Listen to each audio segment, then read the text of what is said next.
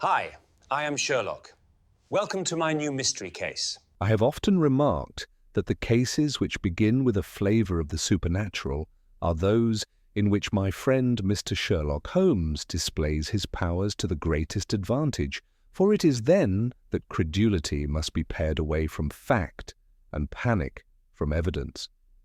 Such a case descended upon Baker Street on an evening when the rain had beaten all day against the windows and the street lamps showed long, wind-torn lances of light upon a glistening roadway.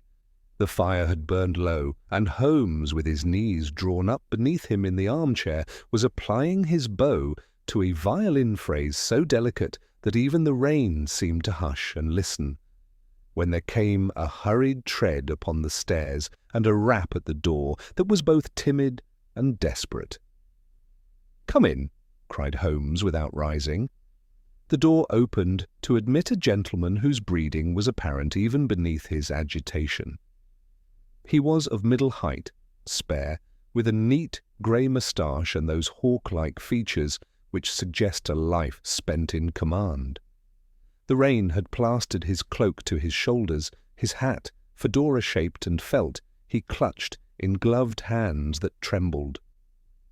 "Colonel Wetherall," said Holmes, drawing the bow across the strings in a final whisper of sound, "late of the 27th, accustomed to early chapel and cold barrack yards, and within the past hour a witness, if not with the eye, then with the imagination, of a circumstance which has set your very bones at a quake. Watson, pray stir the fire. Colonel, take the chair. It is warmer there." Our visitor glanced at me with a start.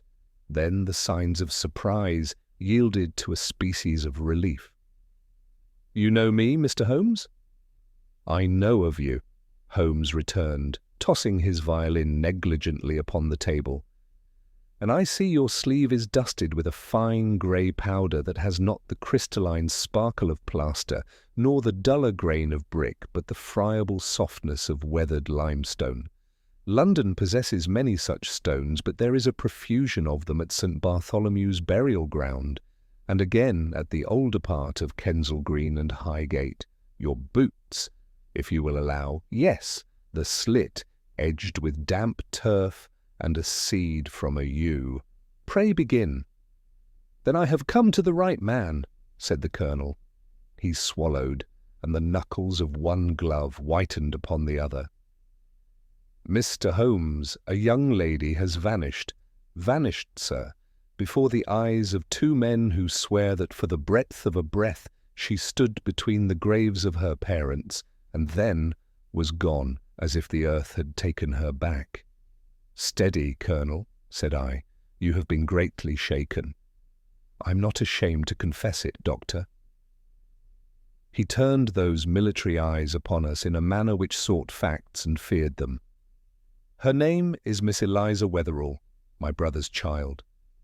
She is 19, spirited but dutiful, and since my brother's death has resided with my sister-in-law at our house in Little Venice. This afternoon, at the insistence of the household, she went to Highgate Cemetery to lay fresh flowers upon my brother's grave. She was accompanied by our butler, Ford, a trustworthy creature of 30 years' service, and by a young curate who has lately been attentive in our parish, one Mr. Adrian Hargreave." Holmes moved not at all, but his eyes had that far-off glitter which I had come to know. "Proceed." They entered the cemetery shortly after 4. Rain threatened, and the sky was lowering. Ford remained at the path's edge, while my niece and the curate advanced into the older ground, where the stones lean like sleepers, and the yews drip perpetually. There are 2 graves together, my brother's and my sister-in-law's first husbands, an unhappy arrangement of our family history, which I need not now explain. Miss Eliza placed her flowers upon my brother's stone. She stood, God help me, between the 2. The curate says he had turned but an instant, no more than to draw from his pocket a handkerchief, and when he looked again, she was gone. There was no cry, there was no sound but the rain on the leaves. Holmes steepled his fingers. And Ford? Ford asserts he never removed his eyes from the place where she stood. He is prepared to swear that he saw the hem of her cloak shiver as if seized from below. Then nothing. They ran to the spot. The earth was wet. There were her footprints, plain as a typewritten line, and, this is the horror, between the graves a strip of ground perhaps 2 feet wide showed the mark of a heel turned inward upon itself, as if she had pivoted in the very act of vanishing. There were no further impressions leading away. None, Mr. Holmes. Holmes drew a slow breath. No marks of dragging, no signs of disturbance in the turf beyond this peculiar rotary impression? So, the curate insists. Ford is less exact in his speech, but no less emphatic. They searched, they called, they roused the keeper. Scotland Yard was summoned. Inspector Lestrade himself attended. He has put a cordon on the older ground, and is of the opinion that Miss Eliza has either fled in some fit of girlish folly, or that she slipped, though there is nowhere there to slip but into the past. Lestrade has a poetical turn when the rain is upon him, murmured Holmes. You say the graves are side by side. Are they alike in construction? As alike as twins, save that my brother's stone bears a Latin motto from his school days, and the other is plain, its letters eaten by weather. Any vaulting below? Catacombs? Drainage? The keeper says those older plots are simple earth graves with brick lining, no vaults. The ground is known to settle treacherously, but not to swallow a living soul in the time it takes a curate to sneeze. Holmes rose then and crossed to the window. He drew back the curtain and watched the rain. You apprehend, of course, that there is a third possibility besides elopement and enchantment. Abduction, said the colonel hoarsely. But how from such a place in such a fashion, and before witnesses? How indeed? Holmes returned softly. He turned back, his face all edges and lucidity. What else, Colonel? I had a note not 2 hours before I came to you. He fumbled in the inner pocket of his cloak and produced a small envelope, wrinkled by damp but intact. Holmes held out the poker tongs with an almost playful gravity, and the colonel laid the envelope upon them. Holmes brought it to the light and sniffed. Violet scent, said he. A cheap sort. The gum was not licked, but applied with a brush. The paper is of the kind sold in stationers, catering to governesses and clerks. Watson, your lens. The note within was brief, printed in a hand that laboured to be anonymous. If you wish the girl between the graves to breathe daylight again, say nothing to the police. Await instruction. Midnight sounds best among the stones. It was signed with a small device, a pair of parallel lines crossed midway by a third, the whole like the crude sketch of a ladder. A childish emblem, said I. A studied one, said Holmes. It is the cheap perfume that most damns it. Our correspondent wishes us to believe in a woman's involvement. That is precisely why I do not. But she lives? The colonel leaned forward. Holmes's gaze softened by a hair's breadth. That, sir, is the one consolatory deduction I permit myself. Men who intend a murder do not write about daylight. They write of silence and of graves. This writer speaks of air. Miss Eliza lives at this hour. The colonel's hand went to his brow and came away trembling. Then you will come, Mr. Holmes? You will see the ground as it stands? Lestrade has fixed lanterns and left a constable. Holmes's smile was a thin line. Lestrade is an admirable keeper of lanterns. Watson, your coat. Colonel, you must answer 2 more questions on the way. First, why are there 2 graves for one family history? Second, who profits if Miss Eliza Wetherall is made to seem an unchaste fool in the public prints? You shall have both answers, the colonel said, rising. Only do not ask me to hold my tongue till midnight. I am an old soldier, Mr. Holmes, and not adept at obedience when my blood is up. Holmes took his hat and the thin black cane he favoured on wet nights. I shall not ask you to hold your tongue. I shall merely require you to keep your eyes open. Between two graves, Colonel, one sees double, and yet there is always a third thing that is neither stone. He glanced at the note again. That ridiculous ladder. Come, Watson, there is mud to read and lies to weigh, and the rain, I think, will assist us. The rain had settled to a fine insinuating drizzle by the time our cab drew up at the north gate of Highgate. A constable's cape shone like lacquer in the lamplight. Beyond him, the yews received the mist as a vale receives tears. Colonel Wetherall strode ahead, his indignation giving him a soldier's energy, while Holmes, light as thistledown, seemed to drift rather than walk, his head slightly bowed, his eyes travelling with that feline economy that misses nothing and appears to stare at nothing at all. Lanterns burned at intervals along the winding path, their yellow pools gaunt upon the tilted stones, and there, in the older ground, we found Lestrade with his hands behind him and his nose, as ever, in the air like a terrier's when the scent is puzzling. "So you have come to see our miracle, Mr. Holmes," said he, with a dryness which made the word almost respectful. "You'll not deny we've had stranger tales, but I don't recall the ground ever swallowing a lady out from under the church's very eyelids." "The ground," Holmes answered, "is often more accommodating to scoundrels than the church, Inspector. You have kept the place untouched?" "As near as can be in this weather. The curate and the butler are at the keeper's hut. I've taken their statements.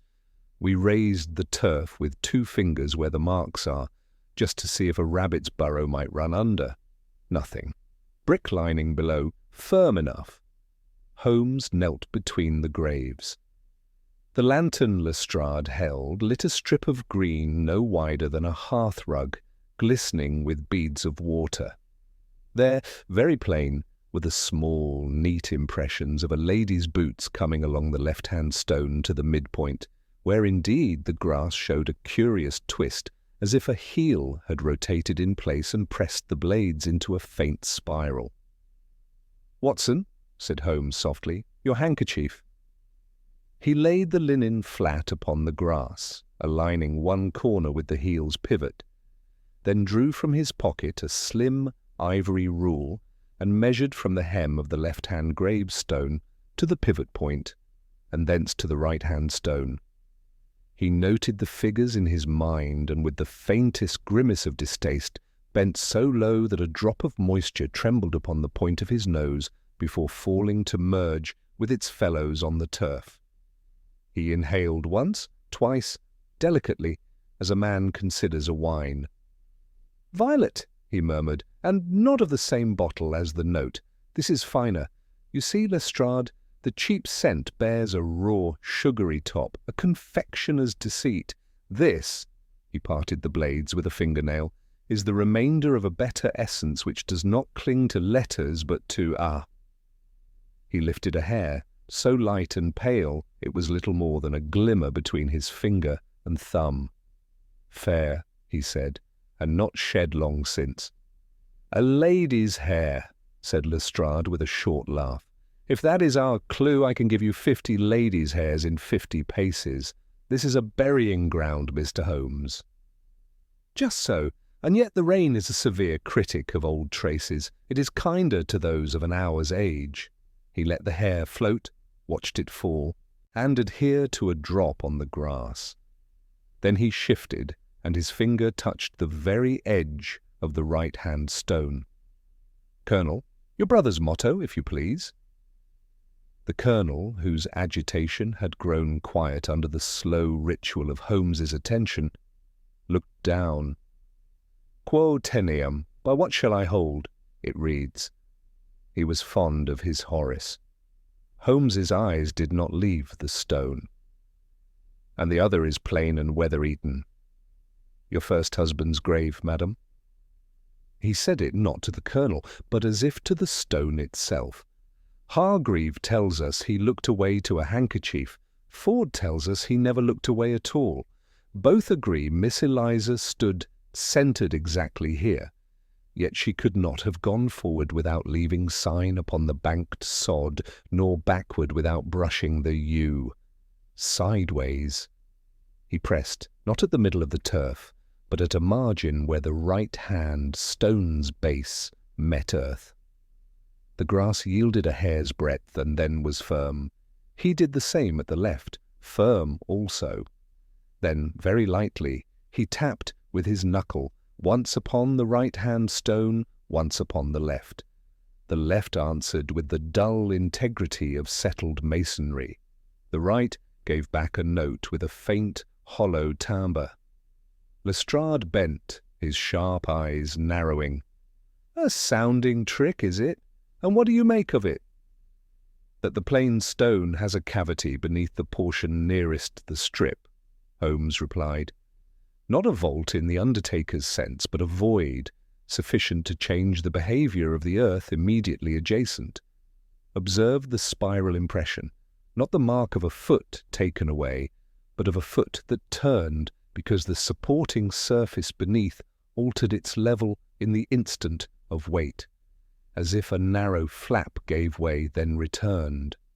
"You mean a trap?" Lestrade exclaimed. "A word favoured on stages and in penny dreadfuls, but a mechanism is a mechanism however named. Have you the kindness to bring your lantern close? So. Watson, your lens again."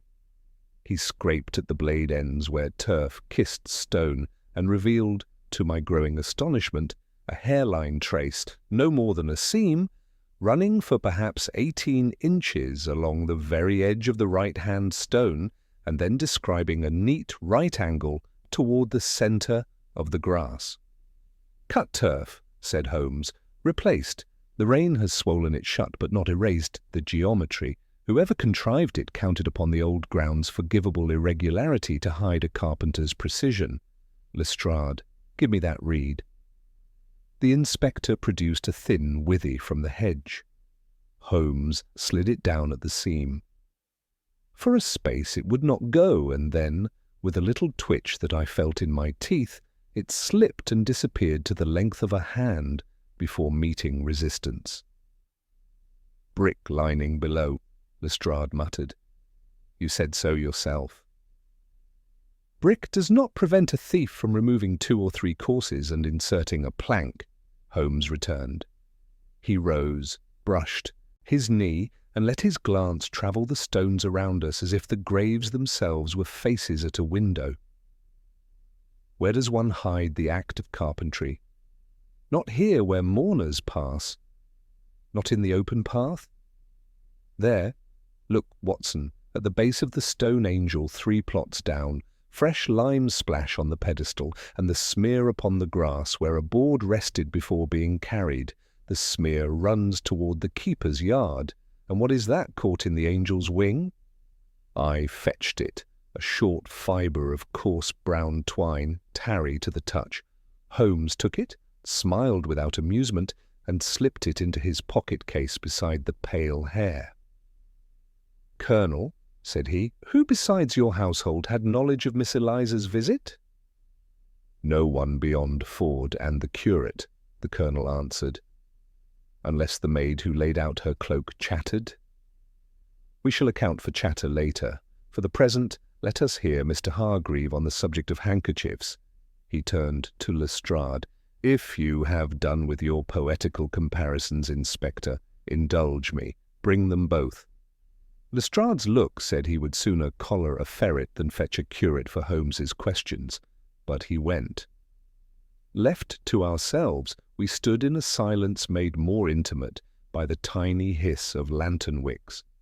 Holmes's hand, resting on his cane, tapped once upon the stone, a thought knocking within his skull. "You have a notion?" I ventured. "I have a shape," he said.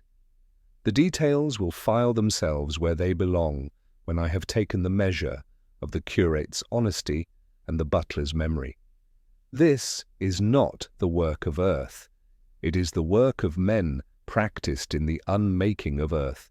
Grave diggers are paid to open. There are, alas, others who have sometimes been paid to open without the Church's blessing. The little ladder on the note, did you take it, Watson, for a child's device? I am not sure it is not a craftsman's signature.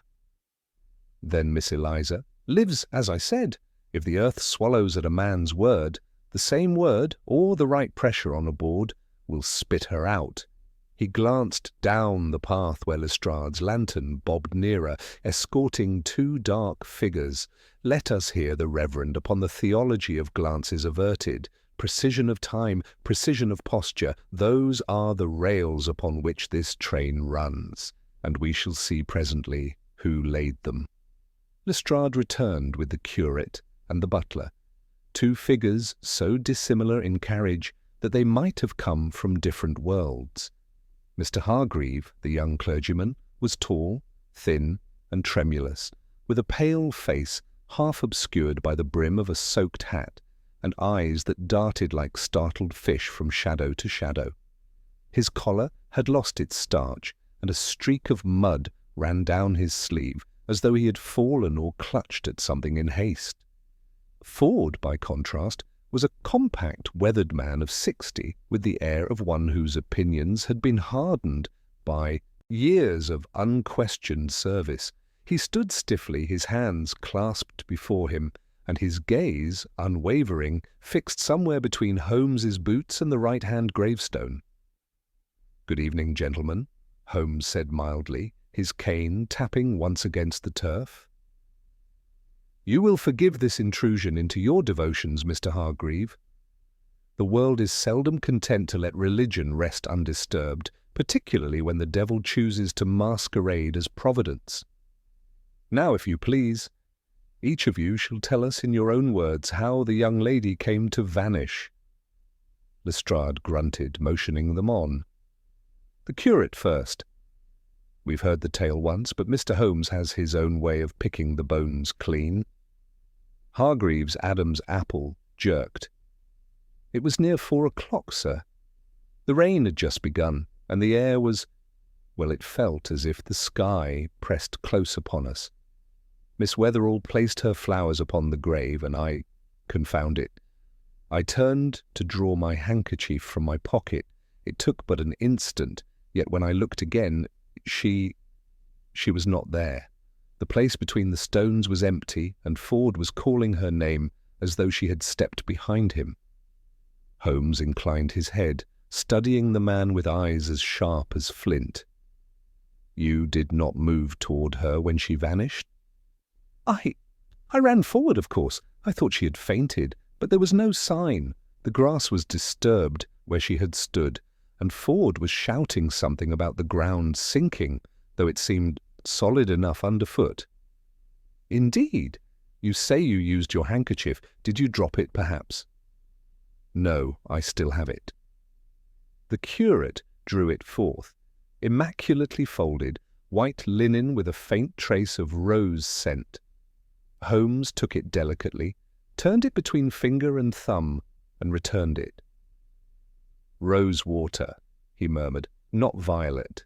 A man's scent borrowed from a lady's influence, or perhaps a lady's touch upon a man's property. Curious. And you, Ford, tell me what you saw." The butler's voice was gravelly, every word measured. "I saw Miss Eliza walk to the spot, sir, and bend her head in prayer. I swear on my service she stood there one moment and was gone the next. No scream, no motion, no shadow. It was as if she'd been taken up." Holmes's brows twitched. "Taken up? An interesting choice. You looked away?" "No, sir, never.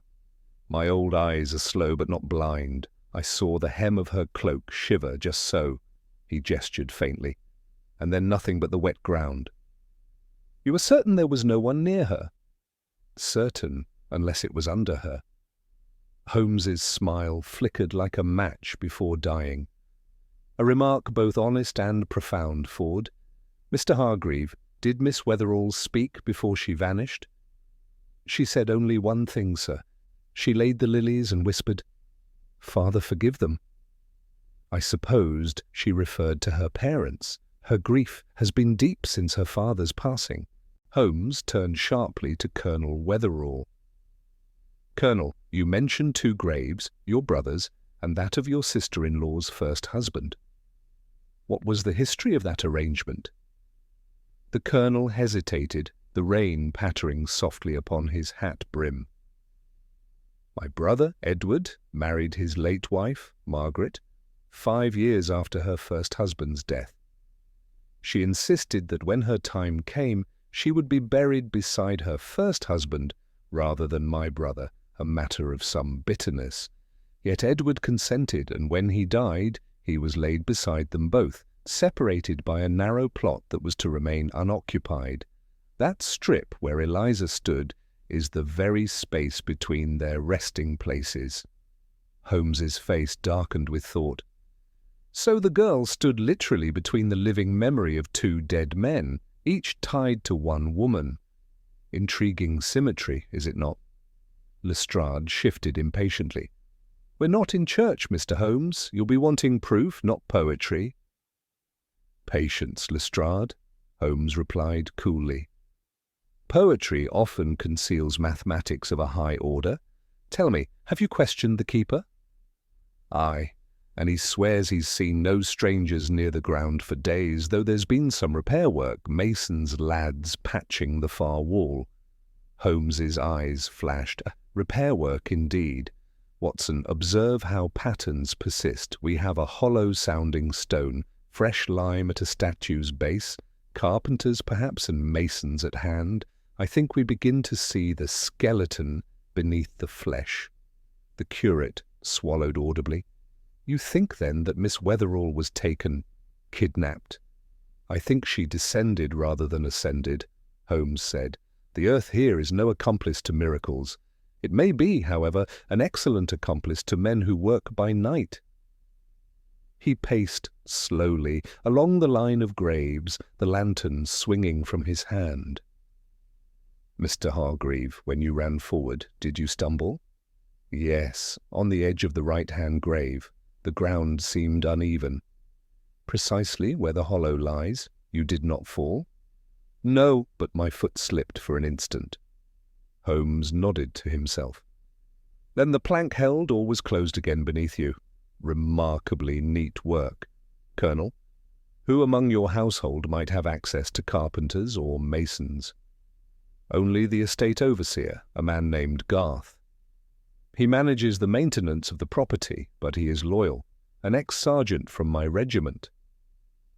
Loyalty, Colonel, is a fine thing, but it is also a mask behind which treachery often sits comfortably. Tell me, did your niece possess money of her own? A small inheritance from her mother, yes. And did she recently speak of marriage, perhaps? The Colonel stiffened. She is being courted, yes, by this very curate here, but with my blessing. The lantern light struck the curate's cheek, revealing a flush beneath the pallor. Holmes turned on him quietly. Indeed, Mr. Hargreave. You were to marry Miss Wetherall? Yes, sir, though our engagement was not yet public. Her guardian's consent had been given. Holmes's tone sharpened to a scalpel. And yet you let her walk between the graves of two men bound to one woman, a space prepared by deceit and filled by trickery, without so much as asking her not to tread there. Either you are a fool, sir, or you are playing a part. Hargreave's breath caught. You wrong me, Mr. Holmes. I swear by heaven I loved her. Love, sir, has more shades than a London fog. Some love for possession, some for salvation, and others for silence. He stooped once more to the seam at the turf's edge, pressed it lightly and whispered, The carpenter's work is fresh, hours, not days. Lestrade, have this ground guarded until dawn. No one enters or leaves. I will return with daylight and instruments fit for excavation. Lestrade gave a grudging nod. You think she's under there? I think, Holmes said, standing, that what lies beneath will answer more questions than any of us wish, and if the letter's writer keeps their midnight promise, they will come to ensure silence. Watson, bring your revolver. I fancy the graveyard will not rest quietly tonight. The hour was nearing midnight when Holmes and I returned to Highgate, our cab wheels hissing along the wet streets. A milky fog hung low, swallowing the lamplight and rendering every tombstone a ghostly silhouette. The constables Lestrade had posted stood like black sentinels at intervals, their breath faint clouds in the chill air. Somewhere beyond the trees, the bells of St. Michael's tolled the quarter hour, each note dissolving into the mist. Holmes said little on the drive, yet I could feel the keen movement of his mind like a clock ticking beneath calm glass. His long fingers drummed lightly upon his knee, and his eyes, though half-lidded, saw everything. The direction of the wind, the rhythm of the horse's stride, even the faint scent of damp stone that seeped through the carriage. When at last we descended before the gate, he turned to me with that faint, sardonic smile I had learned to trust as a sign of danger. "Watson," he said quietly, "if I am not mistaken, we are to receive our promised visitor tonight. I should advise that your revolver remain within easy reach, though we shall not employ it save in the utmost necessity. Men who traffic in graves are generally poor shots, but good cowards." We passed through the gate, and the heavy fog folded around us like a cloak. The lanterns burned low now, their wicks choked by moisture. At the centre of that spectral field lay the two graves, the very place where the girl had vanished. I could still trace the faint seam Holmes had exposed earlier, though the rain had softened its outline. Lestrade waited near the path, stamping his feet against the cold. "You'll find nothing new, Mr. Holmes," he said, his tone grim but weary. "No one's been near the place, not a soul. The men are restless, but I've kept them awake." "Excellent," said Holmes. "Then the ground has had its silence. Let us see if it is ready to speak." He knelt and set down a small leather case, producing a chisel, a lantern with a narrowed shade, and a length of fine cord. His motions were swift, but soundless, as if he were an organist preparing his keys. "Watson, hold the light, thus. Lestrade, keep your men back. If I am correct, we shall not have long to wait." He pressed the chisel edge along the seam, and the earth gave a faint sigh, almost human in its reluctance. Then, with a subtle click, a square of turf lifted like the lid of a chest. Beneath it was darkness, dense, palpable, and moist with the scent of damp wood.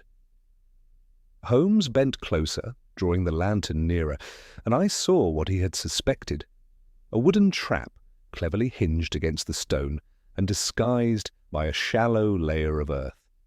The boards were recent, their edges cut smooth, and their nails unstained by rust. "Remarkable workmanship," Holmes murmured.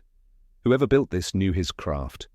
Observe, this rope along the hinge, meant to pull the trap shut from below, a perfect contrivance for a sudden disappearance." Lestrade swore under his breath. "Good Lord, she was pulled down alive."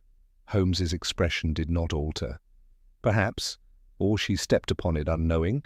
Either way, the mechanism was ready for her. Watson, lend me your hand. We shall lift it carefully." Together we raised the plank, revealing a narrow shaft descending perhaps 6 feet, lined with bricks blackened by age.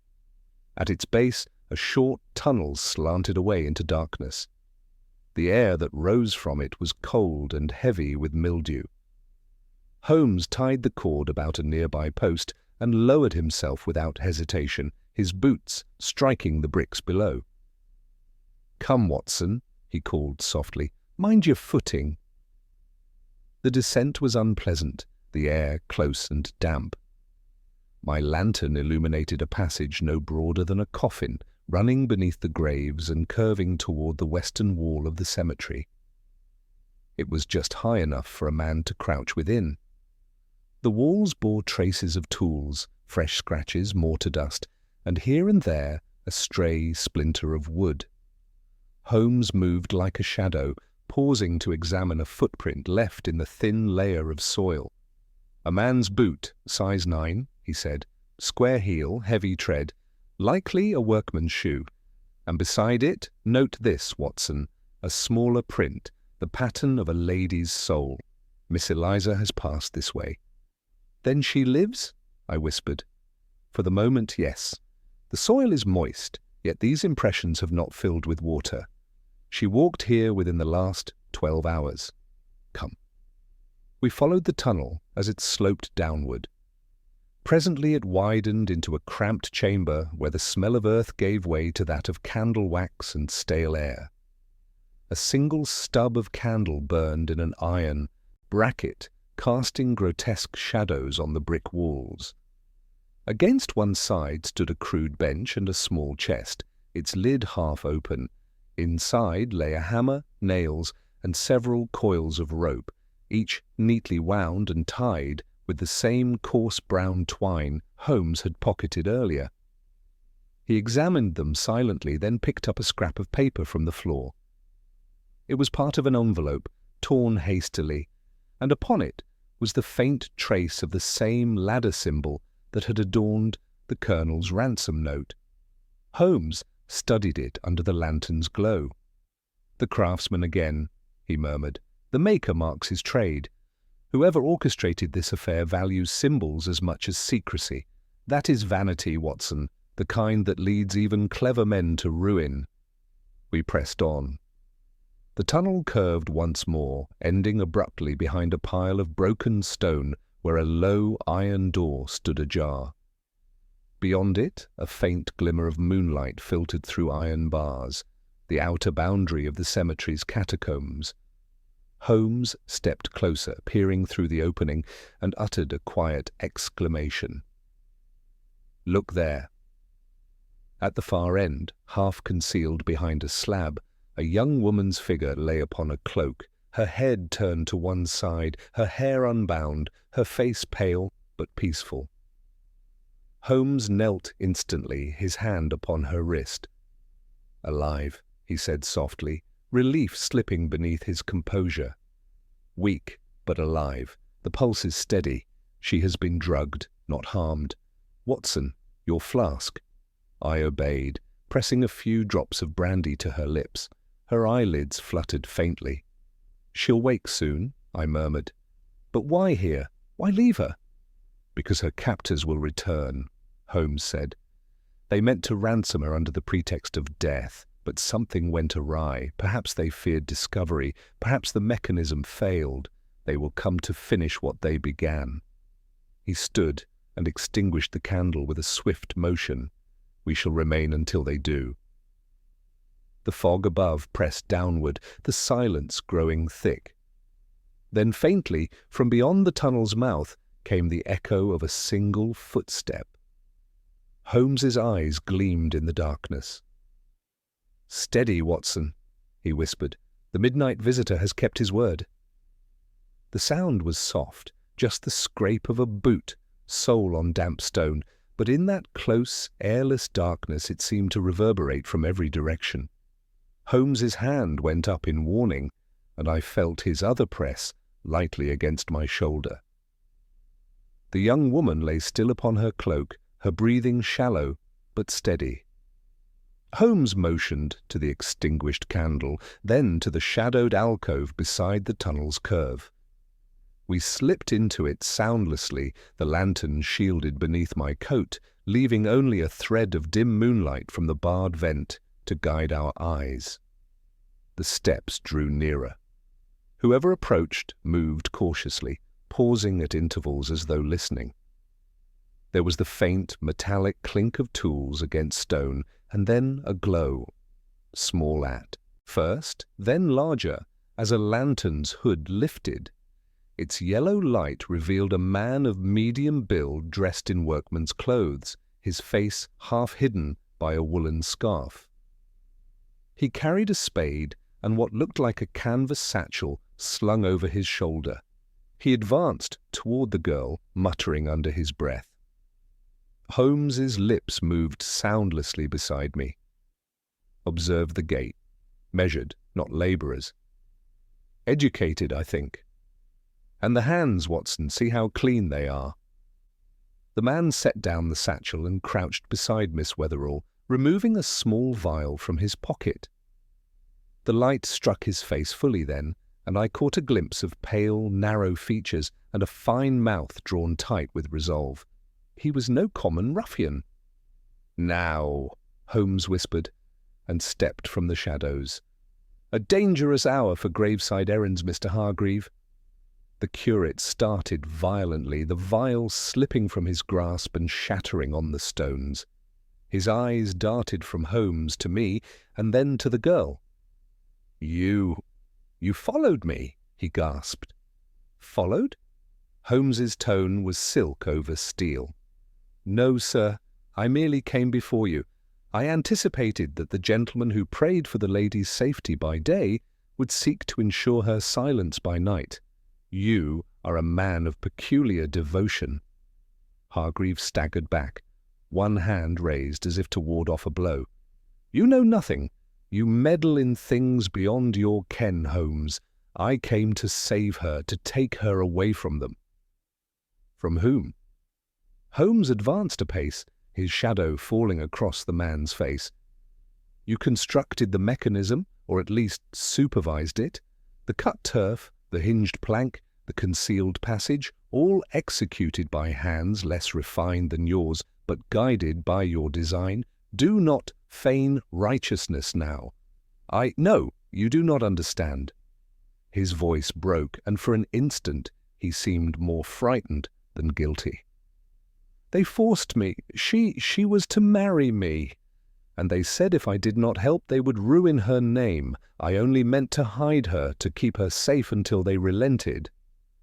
Holmes's eyes glinted like a blade catching firelight. "You expected us to believe that a man hides his betrothed in a graveyard tunnel to preserve her honour. No, Mr. Hargreave, you are lying, though not entirely. There are others above you, I think, others who found your sentimentality convenient. Who are they?" The curate's gaze flickered toward the tunnel entrance, then back to Holmes. "It's no use, he'll kill me if I speak." "Then I must ensure he does not." Holmes's tone was calm, almost kind. "Watson, keep your revolver trained on the passage. Mr. Hargreave, you have half a minute to remember that a gallows is less forgiving than I am." For a moment the only sound was Miss Wetherall's faint breathing and the distant drip of water. Then Hargreave whispered, "It was Garth, the Colonel's overseer. He planned it. Said she must disappear for a while, that there was money to be gained if she were thought dead. I swear I never meant her harm." Holmes's face hardened. "Garth, the loyal ex-sergeant. He stands to profit through the Colonel's estate, if the niece's inheritance reverts. Very tidy. And the letter, no doubt, his attempt to control the narrative." He drew a quick breath and turned to me. "Watson, watch him closely. Lestrade must have men near the north wall. I will fetch them." But before he could move, another sound split the silence. A faint scrape from the tunnel mouth, followed by the unmistakable creak of a board above. Holmes froze, his head tilting. Too late. He comes to finish both accomplice and victim. He extinguished the lantern entirely, plunging us into near darkness, save for the weak silver of moonlight through the bars. We could hear the measured descent of boots on brick steps, deliberate and steady. Then a voice, low, rough, and assured. "Are you there, Reverend? Make haste. The girl must be gone before dawn."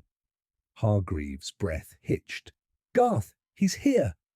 Holmes's whisper cut through the air. "Not a sound. Let him commit himself."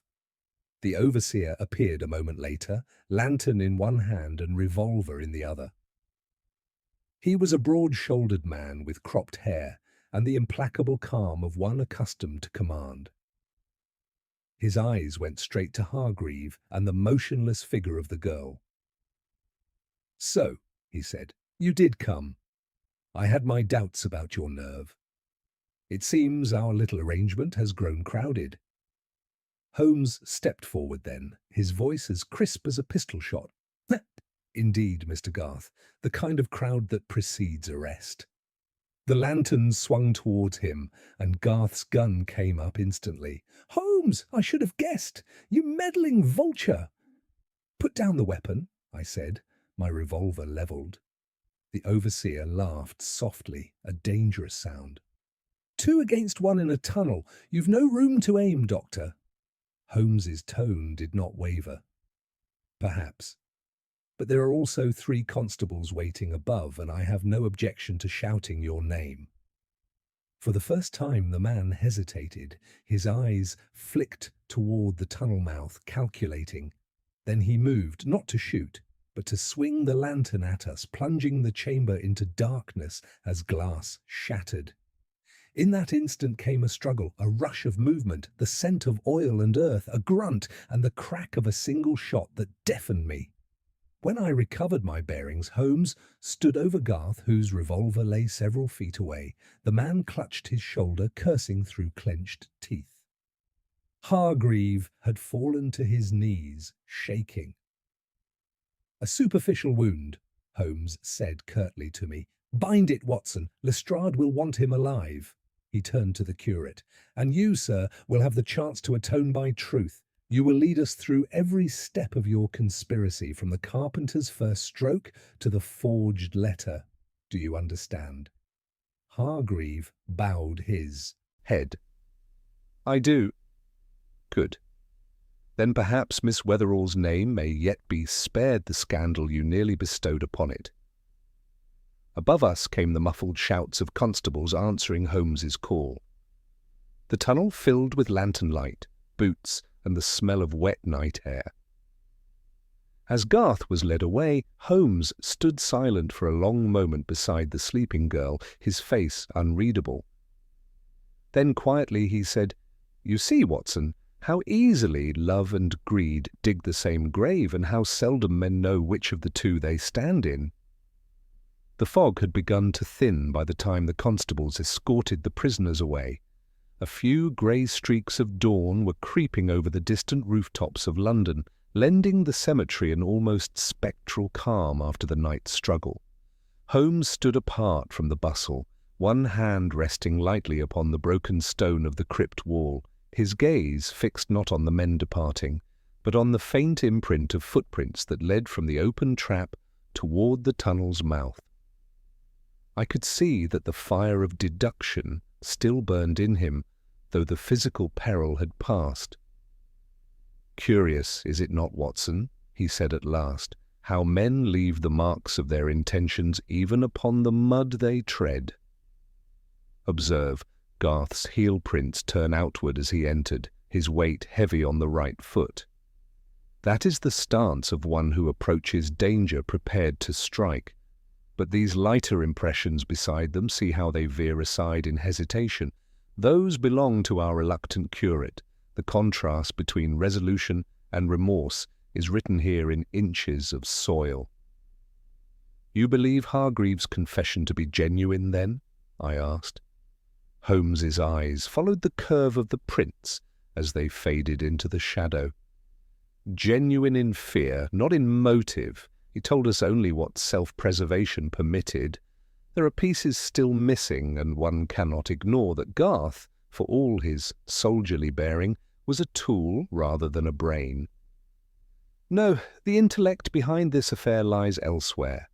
Someone who knows the Wetherall family's fortunes intimately, who could foresee how inheritance and scandal might dance together to his profit." "Colonel Wetherall himself?" I exclaimed. Holmes's smile was slight but cutting. "You are growing sensational, my dear Watson. No, our colonel is a proud man, but a straightforward one. His tragedy lies in misplaced trust, not villainy. But I should like a word with him before he speaks to the press, for Lestrade, with his usual zeal, will have this story in the morning papers before breakfast." At that moment, a faint stirring drew our attention to the far corner of the vault. Miss Eliza Wetherall had begun to recover consciousness. Her eyelids fluttered, and she gave a faint, bewildered cry as her gaze met mine. I knelt beside her, offering a few more drops of brandy. Holmes stepped closer, his expression softening into one of grave courtesy. "Compose yourself, Miss Wetherall," he said gently. "You are safe now. Your abductors have been secured, and your uncle is on his way here. There is no danger remaining, save perhaps from the truth itself, which we must now untangle." She struggled to sit up, clutching her cloak about her shoulders. I remember there was the grave, and the ground seemed to give way beneath me. Someone caught my arm, and then a cloth pressed to my face. I tried to cry out, but I could not breathe. After that, nothing. "Did you recognize your assailant?" Her brow furrowed. "I saw only a shadow, a man's outline against the rain. But the scent, yes, I remember the scent. It was violets." Holmes's glance flicked to me. "The finer essence, not the cheap imitation. That narrows it."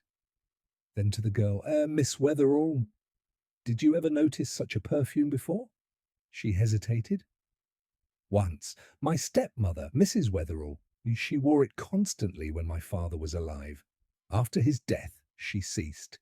She said the scent gave her headaches." "Indeed," Holmes murmured, and I saw the gleam of certainty flash behind his calm facade. "Watson, assist her to the air. Lestrade will see her conveyed to safety. I must pay my respects to the Colonel without delay."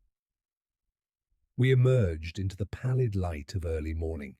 The mist had retreated to the lower ground, and the distant rumble of carts signalled the waking city. Lestrade met us by the gate, his expression a mixture of fatigue and satisfaction. "You've given us quite the night, Mr. Holmes. Both culprits accounted for, the lady's safe, and your theories as strange as ever. I'll wager you'll find some way to make even this simple abduction into a web of international intrigue." Holmes's smile was faint. "I have no interest in wagers, Lestrade, though I would counsel you not to close your report too hastily. Your net has caught 2 fish, but the pike remains in the weeds.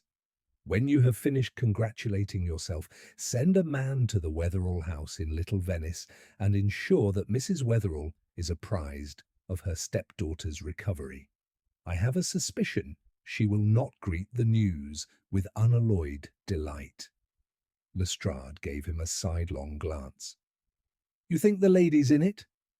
"I think," Holmes replied, stepping into the cab that awaited us, "that she may prove the linchpin of the whole affair. Come, Watson, we shall visit the Colonel."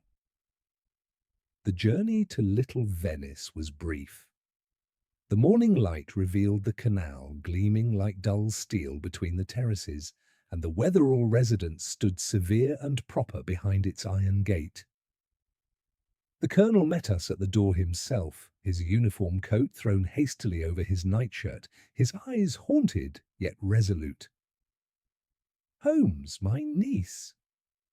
"Safe, though greatly shaken," Holmes assured him. "She has endured an ordeal that might have ended more tragically but for a miscalculation on her captor's part. I regret to say, however, that one of your own men, Garth, was deeply implicated." The Colonel's face drained of colour. "Garth! Impossible! I trusted him as myself." "Precisely his advantage," Holmes said quietly. "Yet I fear he was not the architect, only the soldier. Tell me, Colonel, has your late brother's widow remained in the house since his death?" "Yes, Margaret would not be persuaded to leave. It was her right, and she keeps to her rooms mostly. My niece rarely visits her. There was, well, a coolness between them." "Over the inheritance?" "Perhaps. My brother's will left the estate to Eliza upon her marriage, with a generous allowance in the meantime. Margaret receives a smaller annuity sufficient for her needs. She resented the arrangement, though I could not alter it." Holmes's gaze sharpened.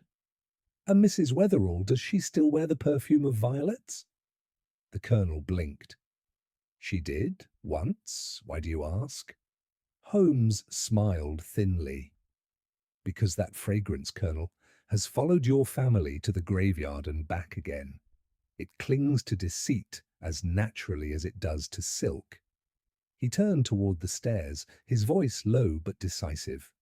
Watson, I believe the time has come to speak with Mrs. Wetherall. If my theory is correct, the lady's mourning veil conceals not grief but guilt, and perhaps the key to why a girl was made to vanish between two graves. Holmes ascended the staircase with the quiet assurance of a man entering not a home, but a crime scene. I followed close behind, noting how the Colonel's heavy tread faltered with each step. The house itself seemed suspended in a peculiar hush, the hush of luxury left too long to servants and sorrow. A maid appeared at the landing, pale-faced and uncertain, her eyes darting toward the closed door at the far end of the corridor. Holmes inclined his head to her with that peculiar gentleness he reserved for the frightened or the guiltless. "Mrs. Wetherall is within?" "Yes, sir," the girl whispered.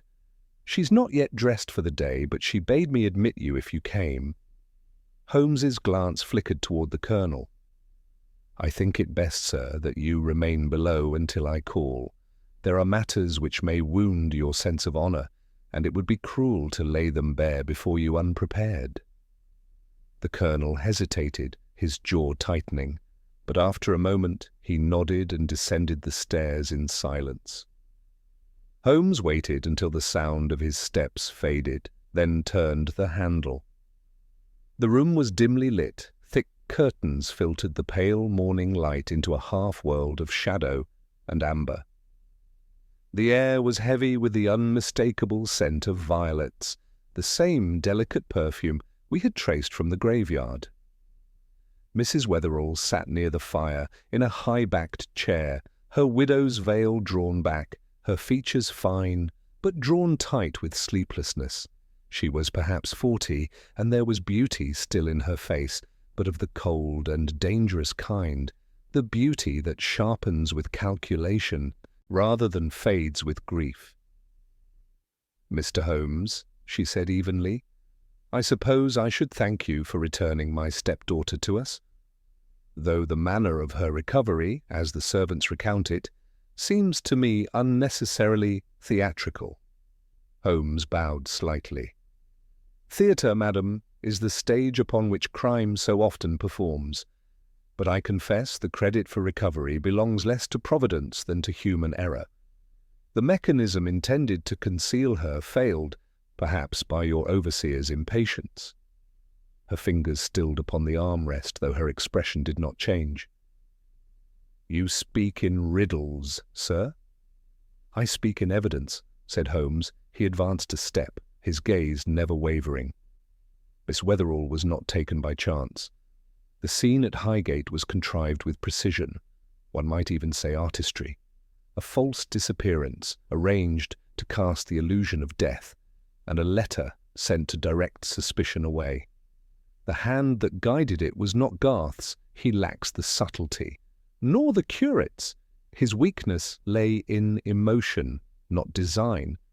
It was rather the work of someone whose mind could calculate inheritance, reputation, and fear with equal facility. Her lips curved slightly. "And that, you believe, is mine?" "I do," Holmes said quietly. "Your perfume betrayed you before your conscience did." For a long moment the only sound was the faint hiss of the fire. Then she laughed, a low, musical sound devoid of warmth. "You mistake me for a melodrama's villainess, Mr. Holmes. Why should I wish the girl harm? She is my husband's child." "Precisely. And her existence ensures that your late husband's estate passes out of your control upon her marriage. Until then, you manage the finances, a comfort you have grown accustomed to. But the girl was to wed soon, was she not? To the curate, a man of modest means and pliant temperament, marriage would have meant her independence, and your poverty, hence the necessity of her disappearance. Death is tidy, but scandal more profitable, for it destroys the living while leaving room to maneuver. The faintest tremor passed through her hand. She turned away, gazing into the fire. A clever tale, Mr. Holmes, yet even your genius cannot conjure proof from perfume. On the contrary, he said, I have more than perfume. Garth's confession places you as the author of his instructions. The violet scent upon the letter matched the one in this room, an essence not sold in England but in a single boutique in Nice, as my analysis this morning confirmed. You purchased it 6 months ago through a French intermediary, and, if you will permit the intrusion, he reached to the small escritoire beside her and lifted a folded sheet of stationery. Your handwriting, madam, is identical to that on the envelope delivered to Colonel Wetherall, even the idiosyncratic curl of your capital M in midnight. Her poise faltered for the first time. You searched my desk? Holmes's voice softened, almost sympathetic. I search only for truth, Mrs. Wetherall, and truth, unlike money, cannot be hidden by a locked drawer. She rose suddenly, the colour draining from her face. You think me a monster, then? I think you desperate, Holmes replied. Desperation is seldom monstrous until it succeeds. You might have chosen many paths, appealed to the Colonel's honour, negotiation, even retreat. Instead, you chose deceit. That choice has cost you your freedom, and nearly cost Miss Wetherall her life. Her eyes flashed. You speak of freedom as if you know what it is. You, a man unbound by family or reputation, who stalks through other lives like a shadow, judging but never feeling. What would you know of the cage a woman endures when her fortune, her very existence, depends on the whims of dead men? Holmes regarded her with something approaching pity. I know, madam, that injustice does not justify crime, nor does intellect excuse cruelty. You are, by your own confession, a prisoner of circumstance, but you chose to build your own cell. She turned sharply toward the door as footsteps approached, the Colonel's, steady and heavy. In that instant her composure collapsed. She pressed a hand to her breast and whispered, Not him, Mr. Holmes. I beg you, let him think it was Garth. He has lost too much already. But Holmes's face was implacable. The truth, Mrs. Wetherall, belongs to all it wounds. The door opened, and the Colonel entered. His eyes passed from Holmes to his wife's ashen face, and I saw in that moment he understood without a word spoken. She sank into her chair, her hand trembling over the violets at her throat. Margaret, he said hoarsely, is it true? Her voice came faintly, like wind through old lace. I wanted only to keep what was mine. Holmes turned away, his tone low and grave. Lestrade will see to the rest, Colonel. There is nothing more to be done here save mercy, and that is not within my profession. As we stepped back into the cold corridor, the scent of violets lingered behind us, sweet yet suffocating. A fitting requiem for the woman who had tried to bury innocence beneath the earth, only to find herself entombed by her own deceit. Holmes descended the stairs in silence, his expression unreadable.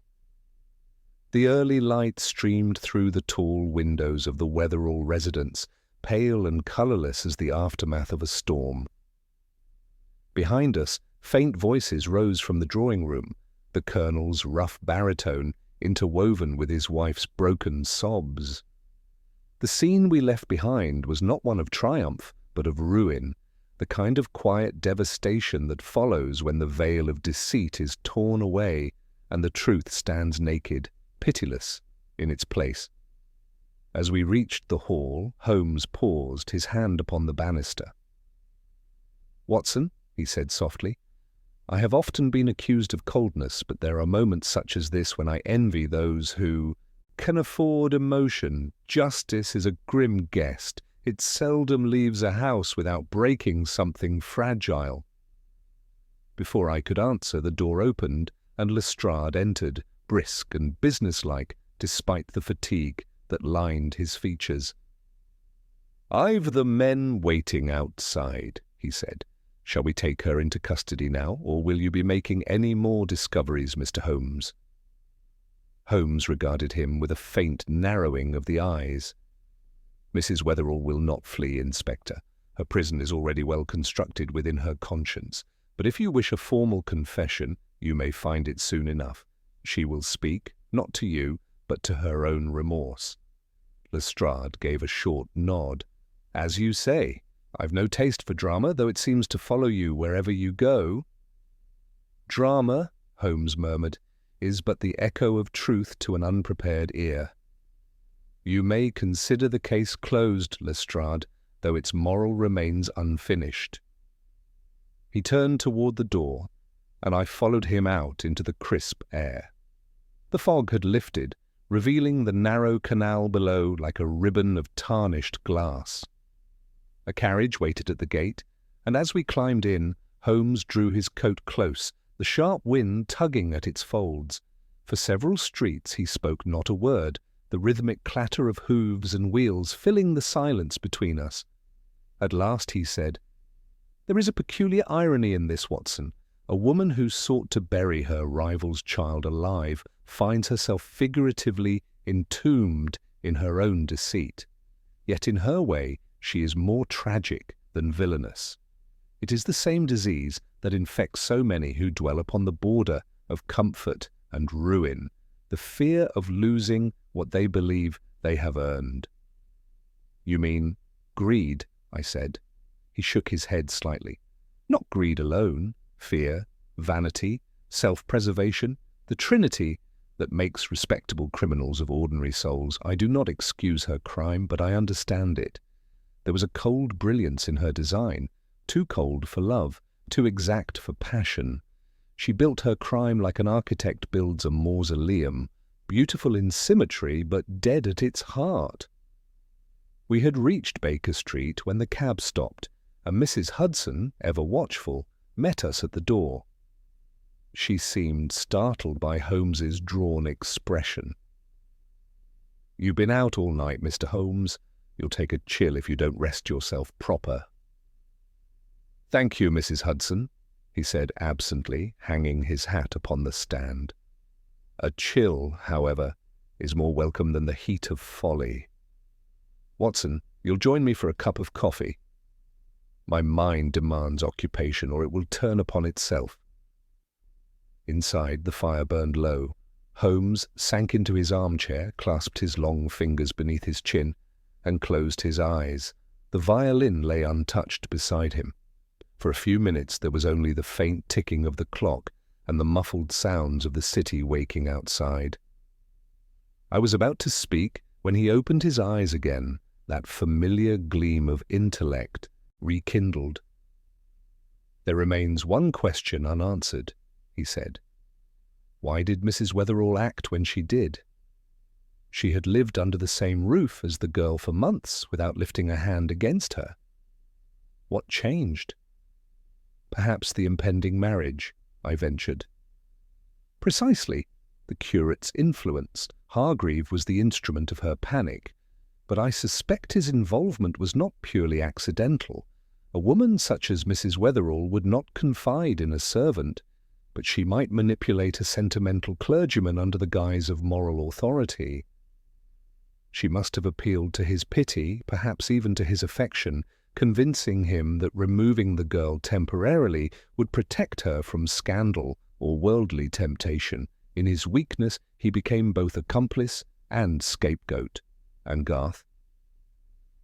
Garth was her practical agent, the hand to execute the plan, while Hargreave served as its moral disguise. Between them she built a perfect illusion, a spiritual rescue and a physical disappearance. Only the smallest miscalculation destroyed it, a hinge too swift to close, a note too scented, a conscience too weak. He rose abruptly and began to pace, the firelight glancing off his sharp features. What fascinates me, Watson, is not the crime itself, but its psychological architecture. Each element of deceit reflected some fragment of her inner world. The graves symbolized her divided loyalties. The first husband, the second, the living child caught between. Her mind sought symmetry even in guilt. She staged the girl's vanishing between two tombs because, in her own heart, that was precisely where she stood, between love remembered and love lost. "You make her sound almost pitiable," I said. Holmes stopped before the window, watching a milk cart pass below. "I do pity her." "Pity, Watson, is the luxury of those who stand outside the labyrinth. The moment one steps within, pity becomes perilous. Remember that." We sat for a long while, the morning brightening beyond the window. At length there came a knock at the door, and Lestrade entered once more, hat in hand. His manner was subdued. "I thought you'd wish to know, Mr. Holmes. Mrs. Wetherall is dead. She took poison shortly after you left. The maid found her a half-hour ago." For a long moment Holmes did not speak. His face remained impassive, but his eyes darkened. "And the Colonel?" "Stricken, but he'll live," Lestrade replied. "He's asked that the matter be kept quiet, for the lady's sake, and the girl's. I'll see that the papers speak only of the overseer's arrest." Holmes inclined his head slightly. "That will be wise. The public has no appetite for tragedies that cannot entertain them." When Lestrade had gone, the silence returned, heavier now. Holmes moved to the hearth and stared into the fading coals. "So ends the affair," he said at last. "A crime born of calculation concludes in impulse. She planned everything save her own." Remorse. I rose, unable to bear the gloom that had settled. "You did all that could be done, Holmes." He smiled faintly, his voice barely above a whisper. "That, my dear Watson, is the tragedy of my trade. I find the truth, but I cannot mend the hearts it breaks." He turned back to the fire, and as the grey morning light crept across Baker Street, I could not help but think that Sherlock Holmes, who solved the mysteries of men's deeds, would forever remain baffled by the mysteries of their souls. The day after Mrs. Wetherall's tragic death was one of those strange intervals when London itself seemed subdued, as though the city were aware of some quiet reckoning taking place within it. The rain had ceased, but a thin grey mist hung low over Baker Street, softening the edges of chimneys and rooftops. Holmes sat at his desk, a cigar smouldering idly between his fingers, the ash long and unbroken. The silence in the room was heavy enough to draw my notice. It was not the silence of rest, but of thought circling endlessly around an unfinished question. "She has taken her punishment into her own hands," Holmes said at length, his voice low, almost abstract. "And yet, Watson, the dead seldom tell us everything. Mrs. Wetherall died before she could answer the one question that still gnaws at the edges of logic." I laid aside the morning paper, where the incident had been reduced to a column of dull print. "You mean her motive?" "You've already said it. Fear and greed." "Fear, yes," he murmured, "but not for herself. There was something in her last words, 'Let him think it was Garth.' It was not guilt for her own crime that broke her. It was the fear of discovery by someone she sought to protect. She said, 'He has lost too much already.'" She spoke of the Colonel, of course, but not in the manner of a guilty wife. There was pity in it, not remorse. Which leads me to wonder if she was not protecting him rather than herself. "You suspect Colonel Wetherall?" I asked in disbelief. "Surely not after his shock, his grief. Actors, Watson, can weep at will, but soldiers conceal their feelings until the battle is done."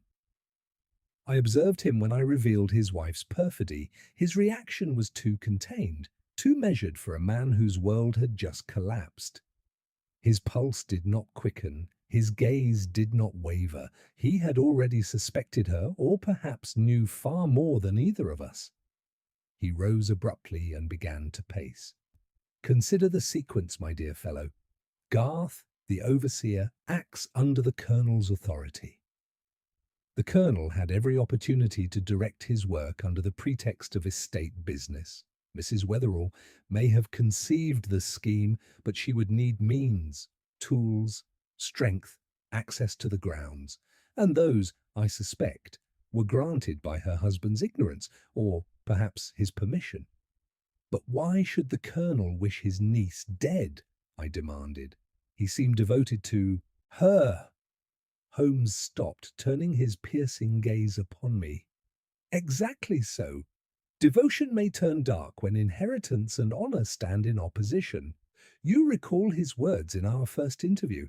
There are two graves for one family history, and it is an unhappy arrangement. There was bitterness there, Watson. Old bitterness. Suppose his brother's death was not as innocent as it seemed. Suppose the colonel, driven by envy or rivalry, had once coveted both his brother's fortune and his wife. Miss Eliza's inheritance would be a constant reminder of that past. Mrs. Wetherall, bound by affection or guilt, may have consented to aid him. And when the plan turned foul, when the girl was found alive, the woman's conscience awoke, too late to save either herself or her husband. The theory struck me like a physical blow. Holmes, you cannot mean— I mean nothing until proof dictates, he interrupted sharply. But proof, I think, awaits us still at Highgate. He flung on his coat with sudden resolve. The dead speak more clearly than the living when one knows how to listen. Come, Watson, we shall call once more upon the graves between which a girl was lost and found. The cab carried us through the damp morning streets to the familiar iron gates. The cemetery lay hushed beneath a thin mist, the air scented faintly of wet yew and soil. The constable stationed there saluted us as we entered. Holmes strode ahead with his long, determined stride, every line of his body alive with purpose. When we reached the spot where the trapdoor had been uncovered, Holmes paused. The turf had been replaced and the area cordoned off by police, but the marks of the recent disturbance remained. He knelt, brushing away the loose soil with a gloved hand. Watson, note how the edges have been reset. Not by Lestrade's men. Someone else has been here since yesterday. Impossible. The place is guarded. Guards have eyes, but rarely imagination, Holmes murmured. Observe this. Ashes, still faintly warm. Someone burned paper here. He scooped up the charred fragments with delicate precision. Among them, a sliver of parchment survived, bearing only a few legible words. Forgive them, E.W. Eliza Wetherall's initials, I breathed. But she could not have written this. She's under care at her uncle's house. Holmes's expression hardened. No, Watson, not her hand. The strokes are too firm, the ink too heavy. These were written by a man, the colonel perhaps, or someone wishing to suggest her absolution. A theatrical gesture, a farewell or a cover. He stood, the fragment fluttering in his hand like a black feather. If the colonel was involved, he may now be destroying evidence to preserve his honor or to silence her memory. He turned sharply toward the constable. You saw no one enter this ground this morning? No, sir, the man said, uneasy. Only the colonel just after sunrise. He said he came to lay flowers. Holmes's eyes met mine, as I feared. Come, Watson, we must return to Little Venice at once. The journey back was swift and silent. When we arrived, the house stood strangely still, the curtains drawn though it was full daylight. The door yielded to Holmes's touch, unlocked. Inside, the air was thick with the same scent of violets that had haunted us from the first. In the study, Colonel Wetherall sat slumped at his desk, his hand resting upon an open letter. The pistol beside him told the rest. Holmes moved forward with grim composure, lifted the sheet and read aloud. I could not let her bear the shame alone. It was my will that began it, my pride that made her desperate. Forgive her and think kindly of me, for I have loved no one wholly but her. The girl lives, that must suffice. Between the graves I buried only my honour. Holmes folded the letter without comment, his face unreadable. For a long time he stood by the window, watching the grey light fall upon the still form of the soldier who had chosen silence over disgrace. At last he said quietly, "So ends the matter, Watson. 2 lives spent to preserve one illusion. The girl's innocence saved her body, but their guilt destroyed their souls. The graves were well chosen after all. Between them, the living learned what the dead already knew, that truth cannot be buried without the grave claiming its maker." He replaced his hat, his voice fading into the hush of the room. "Come, my dear fellow, there is nothing more to be done here. The case is solved, but like so many of its kind, not won. It fell to us to bear the news to Miss Eliza, and of all the offices I have performed in my association with Holmes, none has weighed more heavily upon me. We found her in a small sitting-room overlooking the canal, a shawl about her shoulders, the sun, pale and watery, struggling through the lace to set trembling patterns on her lap. Her face had taken on that peculiar translucence one sees after a grey fever. Her eyes, too wide for their sockets, watched us enter with the composure of one who anticipates pain and chooses to stand still for it. Holmes bowed with unusual formality. "Miss Wetherall, your courage last night was not given its due. I must ask more of it now. Your stepmother is dead. She chose her own end. Your uncle, Colonel Wetherall, followed her this morning. He has left a letter which, for your sake, will not see the newspapers." She did not cry out. Her hand found the arm of her chair and held it. I took my position by the hearth and stared into the coal's dull glow, for I had no wish to add my gaze to her burden. After a moment that seemed carved from marble, she said, Did either of them mean me harm?" Holmes's answer was gentle and remorseless. "They meant to smother a difficulty with secrecy. The trap was built to convey you away unseen, and fear did the rest. No lasting harm was intended, so they told themselves, but crimes so designed often forget to reckon with the vast, implacable arithmetic of consequence. When a contrivance is set among graves, it has a way of choosing its own conclusion." Her mouth trembled, but she mastered it. "And Mr. Hargreave?" "Out of danger, though not out of the dock," said Holmes. "He will be charged as an accessory. His part was timid and foolish, but not, I think, malicious. It remains with you whether you wish to see him again." She closed her eyes. A single tear escaped and crossed her cheek like a signature. "I shall not," she whispered. "Whatever he meant, he helped bury me alive." Holmes inclined his head. "Then the living will take their places among the living, and the dead will be allowed their silence. There is one service I may render yet. If you permit it, I shall speak with your solicitor to ensure your name is protected and your property restored without the stain of rumour.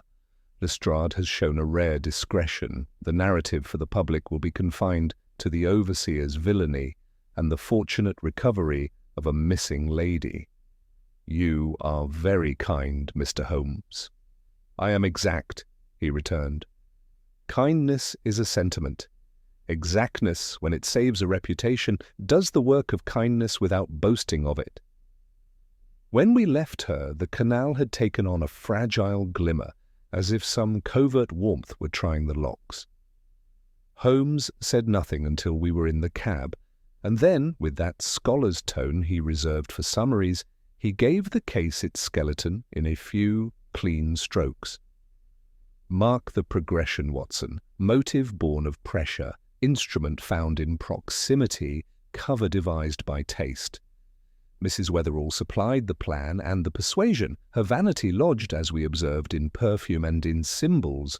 The ladder sign upon the letter was an artisan's brand, borrowed to suggest a guild of workmen rather than a lady's drawing room. Garth brought tools, labour, and a soldier's calm. He cut the turf and eased the brick, hinged the plank along the stone's edge, and left a cord below to snap the lid shut. Hargreave served as moral camouflage, a priestly figure to stand beside the scene and swear that nothing earthly had intervened. The violet trace upon the grass betrayed her presence. The hollow note of the right-hand stone betrayed his work. Between these, the whole deception hung, waiting for a girl's wait and an instant's turn. "And the Colonel?" I asked. "His letter is the final pin in the map," said Holmes. "He knew, aided, or at the least permitted. He had the authority to move men about the grounds under pretence of repairs, and the habit of command that suffers itself to become permission. He loved his wife with the love of a proud man, one that can be led to cruelty when honour is threatened. The scheme, once begun, became a tide neither had the courage to stem. When the tide receded and left their footprints, clearly visible upon the mud, they chose the sea. Back at Baker Street, Lestrade awaited us with the air of a man who has wrestled with both his conscience and his superior, and finds the former the more obstinate. "I've taken your advice, Mr. Holmes. The papers will print what I tell them and nothing more. Garth goes up for conspiracy and assault. The curate, well, the magistrate will show leniency if the lady asks it. She won't, you say? Then at least he will keep his collar and his distance." "Let him keep his soul if he can," said Holmes. "That is property seldom returned once pawned." Lestrade shifted, uncomfortable in the vicinity of philosophy. "You'll give me the whole string of it for the files." Holmes spoke without flourish, laying out the sequence with a draftsman's completeness. He added, almost as an afterthought, the detail that had struck him first.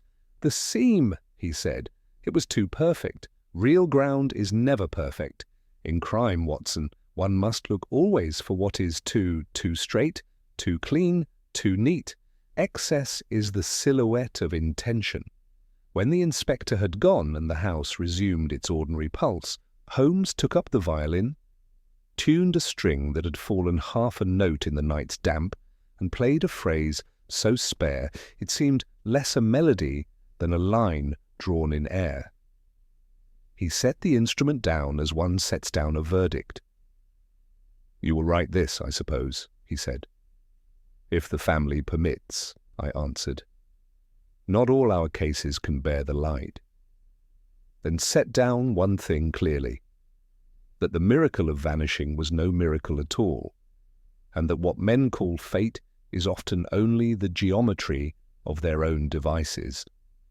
Put also, if your moral sense insists, that the most efficient prisons are not built of stone, but of ideas. Mrs. Wetherall dwelt in one, the Colonel in another. They built a third for the girl. We knocked its door aside. He leaned back, steepling his fingers. The afternoon had shifted. A bar of sun lay across the Persian rug like a bookmark. "I shall take to my bees for a week," he murmured. "Urban tragedy spoils the palate. There is an honesty in the hive that our species struggles to achieve." "And if another case comes?" He smiled, the old quicksilver glint lighting his eyes. "Then we shall be at our posts, my dear fellow. London's imagination does not tire, and where it goes astray we shall follow, correcting its romance with a small, bracing dose of truth." That evening, as the lamps were lit, and the city resumed its customary noise, a note arrived by special messenger. It was written in a clear, steady hand and bore no scent at all. "Mr. Holmes," it read, "I have chosen to leave London. There is nothing for me here but memories that do not know how to be kind. If ever I am able to be grateful without weeping, I shall be so to you. Until then, I carry your exactness with me, as one might carry a light in a fog." Ian W. Holmes folded the paper and slipped it into a drawer without comment. Yet later, when the street was quiet and the coal burned down to its last red eye, I saw him glance toward that drawer and smile with that rare expression which no client of his ever purchased, a look in which even his keen mind allowed itself, for an instant, the mercy of feeling. It was late evening when I sat once more across from Holmes in our familiar sitting room at Baker Street, the lamps casting long, warm shadows upon the cluttered table where pipe ash mingled with newspaper cuttings and forgotten telegrams. Outside, the murmur of London went on, omniscient, indifferent, alive. Within there lingered that peculiar stillness which always followed the closing of a great case.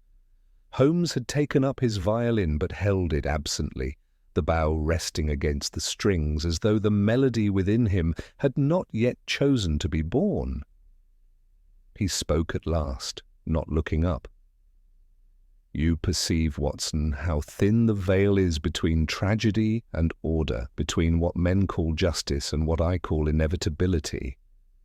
I confess this affair leaves me less satisfied than most. There was logic, yes, proof and deduction at every turn, but no triumph. We have restored truth, yet truth itself has the melancholy taste of ashes when it comes too late to save." I leaned forward. "You mean to say you regret your intervention?" "Regret?" He smiled faintly, shaking his head. "No, my dear fellow, one cannot regret the alignment of fact. But it is one thing to unravel the machinery of guilt, and another to watch it grind the human heart to powder.